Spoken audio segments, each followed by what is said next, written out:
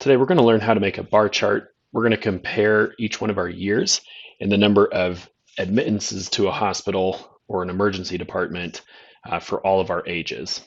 The data set we're using is looking at anyone that was admitted to or visited a hospital or an emergency department that had flu-like, COVID-like, or pneumonia-like symptoms. So the first thing I'm going to do is let's go ahead and grab our date, and I'm going to click and drag that out here to my rows. Remember, with dates, Tableau is going to default to the year level. And if I wanted to, I could go ahead and click that plus sign, and that's going to drill down to the quarter and then month. I actually want it at the year level. So what I can do here is just click my minus signs, and that's going to bring it back up to that highest level of that hierarchy. Now, in order to make my chart, I want it to look at my measure of admit all ages.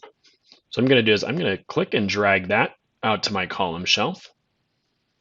A couple things I want you to notice. Notice Tableau is defaulting this to sum, so it's adding up all of those. And then because we're looking at a date here, Tableau is assuming that I want this as a line chart. I actually don't. I want it as a bar chart. So what we can do is I'm going to come over here to my marks card. I'm going to click on automatic. Let's go ahead and change that to bar.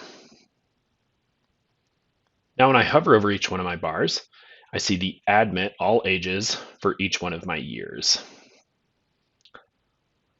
These numbers here, if you're curious, these are out of 100,000 people. So in 2021, there were 498 people admitted to the hospital experiencing either flu-like, COVID-like, or pneumonia-like symptoms out of every 100,000 people. The last thing I'm going to do here is come down here where it says sheet 1. I'm going to double click this, and I'm going to rename this bar chart. Notice when I rename the tab, the title of my visualization also updates.